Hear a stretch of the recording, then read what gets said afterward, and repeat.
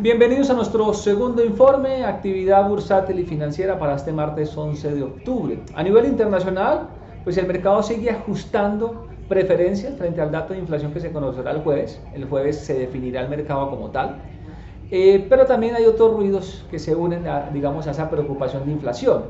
Inicialmente lo que el COVID puede seguir generando u ocasionando en China puede nuevamente volver a cerrar ciertas poblaciones y eso por supuesto deteriorará aún más las expectativas de crecimiento global, que de por sí hoy el Fondo Monetario Internacional, volvía, digamos, a mencionarlas.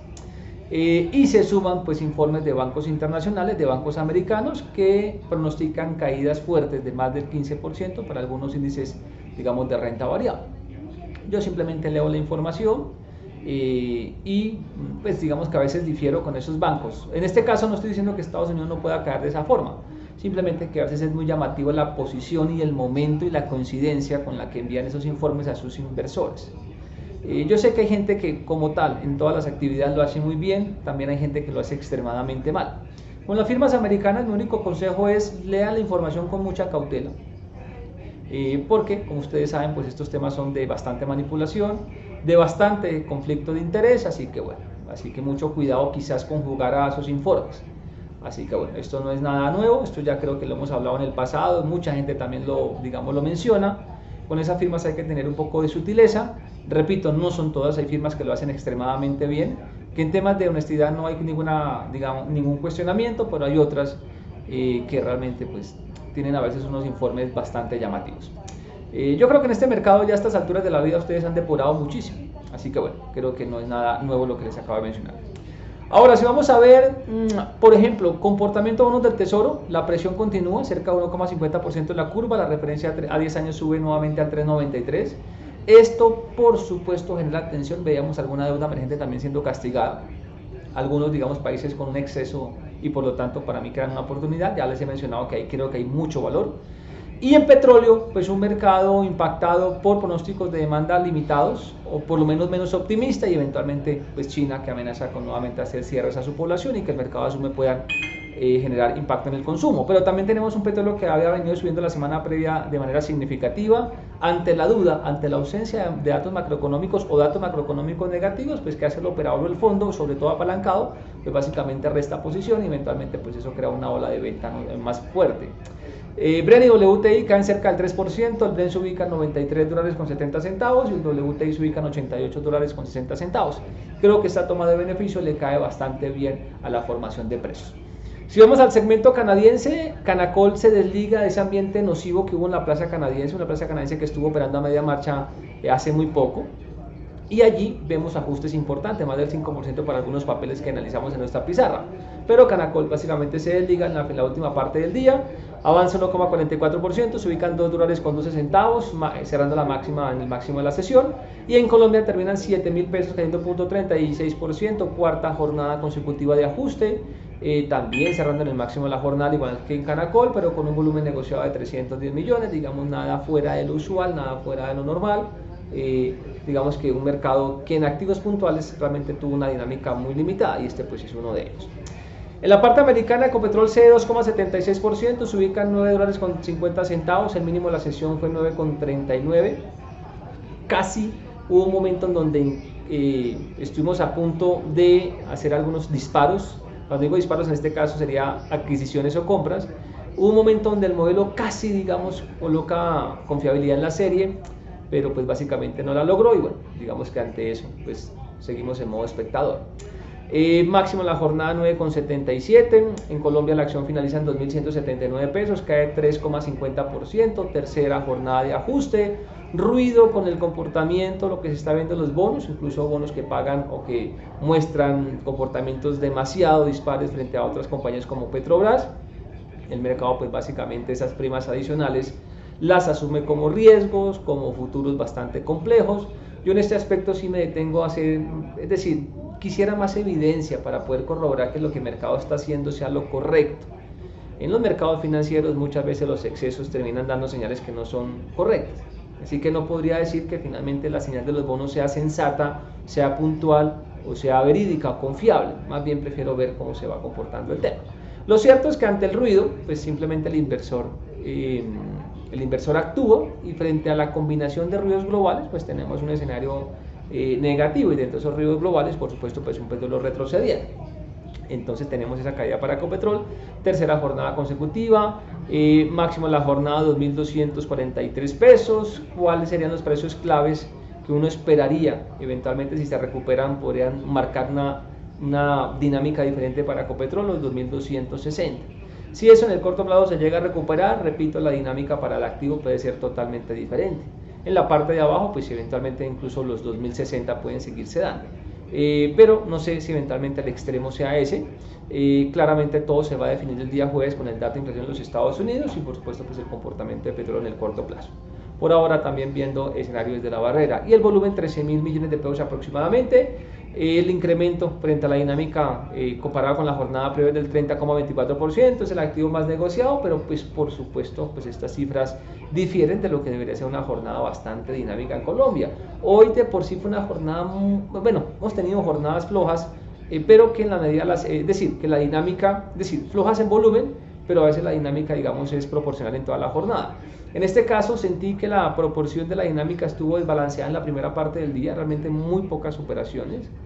Y como siempre no falta por ahí la mala digitación, la mala gestión en las plataformas y debíamos de aperturas, algunas ventas y castigos fuertes en acciones con volúmenes realmente marginales. Eso quiere decir que es uno o dos, digamos, operadores en alguna parte de Colombia haciendo locuras, regalando acciones, operando de forma demasiado extrema, o lo más sencillo y lo más habitual, que viene siendo muy frecuente últimamente, metiendo el dedo mal. Y eso, digamos, aunque suene de película, es algo que pasa mucho, pero que, repito, ahora parece ser algo constante. Creo que los operadores están en otro mundo durante los últimos días. Si vamos a observar el índice MSCI Colcap, cierra las 1.180,90 unidades, cae 1,50%, tercera sesión de ajuste con un volumen de 34.676 millones de pesos aproximadamente. Veíamos algunas TTVs que se daban, aunque con montos, digamos, nada relevante, 1.000 millones para Bancolombia y para Preferencial Aval. Preferencial Bancolombia y Preferencial Aval. Si vamos al terreno positivo, tenemos en primer lugar para Grupo Sur Ordinaria 3%, 37.800 pesos. Sin dividendo, Grupo Energía de Bogotá subiendo 2,10% a 1.700 pesos y la vivienda subiendo 1,59% a 32.000 pesos. Algunas de estas compañías logrando estos resultados en la subasta de cierre, esos últimos 5 minutos que en algunas circunstancias o momentos se convierten en una lotería. Así que bueno, en este caso la lotería le hizo a estas compañías registrar ganancias. Y en la parte negativa, con concreto cae 6,45% a 2,45%, una barrida en la última parte del día, una barrida a la baja, si no me falla la memoria, de 2,60 a 2,45. Uno realmente se pregunta quién hace ese tipo de operaciones, pero pues digamos que cada persona es un mundo distinto, pueden estar vendiendo garantías, porque ya se publicó de alguna u otra, ya se publicó el documento de activos elegibles en deuda pública, y aunque deuda pública pues son dos segmentos diferentes, pues muchas veces los llamamos a garantía o los ajustes o la elegibilidad puede afectar uno que otro mercado, o eventualmente público ajustando garantías frente al boletín de acciones que se hará el 14, o simplemente operadores agotados emocionalmente que salen a regalar activos, que también es muy común. Recuerden que finalmente el operador lo que busca es comisionar y muchas veces ese interés termina estando por encima de cualquier tipo de búsqueda de valor para sus inversores. El tiempo nos va a marcar aquí quiénes o no tuvimos la razón. Lo cierto es que se ve mucha locura en pantalla y usted simplemente tiene que aprovechar precisamente eso. Una contraparte que a veces carece de rigor académico y que muchas veces termina haciendo operaciones de momento. Se le olvida que lo que tiene en cartera corresponde a una empresa, a una compañía. Segundo lugar para Corficolombiana Ordinaria, cae 3,71% a 16.850 pesos, también la misma historia, un mercado que hasta hace pocos días valoraba mejor el activo y eventualmente pues ha venido castigándolo, y repito, se ve mucha locura en pantalla que entre una u otra forma también está relacionada con los famosos intradía, esos malos hábitos, porque eso realmente es una mala manía, es un mal hábito de público que simplemente opera sin dinero en cartera o en la cuenta, y las firmas permiten ese tipo de maniobras y al final de la jornada terminan afectando precios. Y Grupo Argos Ordinaria también, el mismo ejemplo, 3,58% a la baja, 10.230 pesos, un público básicamente regalando o simplemente pues gestionando activos a unos niveles que no son correspondientes. Creo que hoy vimos ese comportamiento en un par de compañías digamos, con volúmenes realmente marginales, haciendo, digamos, afectaciones fuertes en sus precios. Si vamos a observar el dólar, 4.606 pesos, cae 0.30%, con lo que equivale a una caída de 14 pesos aproximadamente. Hubo mínimos más profundos, 4.584 pesos, pero pues el mercado, como está ruidoso, y como el mercado finalmente no sabe lo que pasará el jueves, pues el operador también intenta acomodarse. Pero ¿qué sería lo mejor? Que tuviéramos un dólar por debajo de los 4.600 pesos. La serie puede ser un poco más confiable, por lo tanto el pronóstico. Y si vamos a ver la deuda pública, en la deuda pública hubo valorizaciones. Hubo valorizaciones pequeñas, digamos, si yo comparo cierre con cierre, pero en el intradía hubo un movimiento, digamos, de una proporción más grande.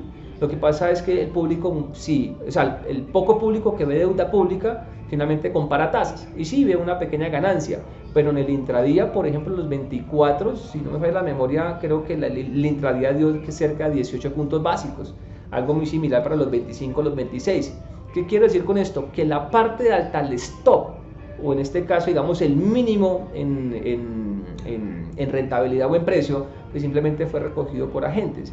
Yo siempre les he mencionado que aquí hay dinero junto con deuda emergente especializada, puntual, ¿no? Porque hay deuda emergente que carece de respaldo. Pero aquí hay dinero y esa recogida, digamos que da una buena señal. No sé eventualmente cómo se porte mañana, pero normalmente en los 24, los 12 siempre han servido como un momento de recogida. Hoy fue cuando el activo se fue por encima de 12,25, 12,22. Digamos que la recogida estuvo más arriba, pero eventualmente el movimiento de compra que se dio en pantalla fue bastante importante. Vamos a validarlo mañana, pero eso se dio principalmente en la parte corta, 24, 25 y 26. Digamos que en la parte media y en la parte larga también hubo tranquilidad. Y se están dando unas rotaciones o unas inclinaciones de, digamos, de la curva, o unas rotaciones o movimientos de curva bien interesantes. Así que yo siempre he visto y les he comentado que aquí hay una realidad muy diferente sobre Colombia en temas de perspectiva y de validación de lo que se ve en acciones. Sé que siempre les he dicho el mensaje de que en algún momento esas dos validaciones tienen que ser igual, y sé que se ha demorado, sí, pero al final lo que mandan son los números y en algún momento esas dos realidades van a tener que unirse y los activos que están golpeados, subvalorados, castigados y subestimados eventualmente tendrán que dar los números correspondientes, porque finalmente la matemática sí tiene un pequeño componente de interpretación, pero la matemática es fija y eso es lo bonito de los números. Digamos que no hay necesidad de pelear con nadie, simplemente hay que hacer la valoración, castigarla y aún así darse cuenta que hay valor en Colombia, solamente que nos ha tomado más tiempo del pronosticado. Y en la parte, bueno, internacional, creo que lo mencioné a lo largo del informe, realmente un mercado en el que yo no tengo, digamos, ningún tipo de predicción. Tengo que entender y reconocer eso. La gran mayoría de portafolios se ubican en terreno líquido. No hay afán, simplemente hasta que no tenga la información correcta, la información puntual, y esa información puntual claramente tiene que ver con el dato de inflación para poder validar cómo pues, se comporta el mercado o cómo, digamos, la sensibilidad se puede pronosticar un poco más. Así que nos veremos mañana, veremos qué nos traen los mercados en la sesión próxima. Esto fue lo más importante del día. Les hablo para Data y FX, Diego Franco.